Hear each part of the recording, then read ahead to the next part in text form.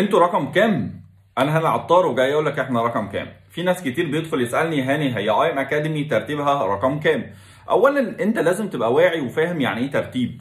النهارده لو انت دكتور فانت في العياده بتاعتك دكتور رقم واحد، لكن لو انت في المستشفى ممكن ما تكونش رقم واحد، ممكن تكون الطبيب المساعد، ممكن تكون رقم اتنين وتلاته واربعه.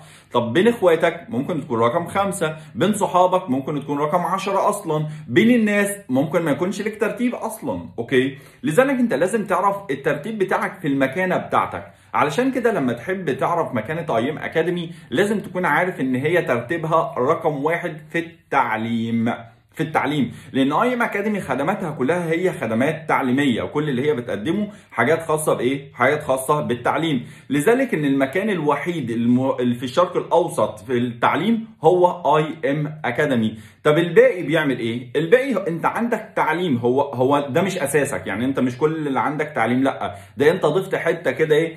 عايزين تعليم اهو، يلا خدوا تعليم، فحطيت حته تعليم بس كده عشان تقول ان هي موجوده. واللي عايز اقوله لك ان اي ام اكاديمي لا تتعارض تماما مع اي كيان خاص بالفوركس والتداول في الشرق الاوسط، لان الكيان الوحيد اللي شغال في الشرق الاوسط تعليم هو اي ام اكاديمي بس. اعمل سيرش وشوف.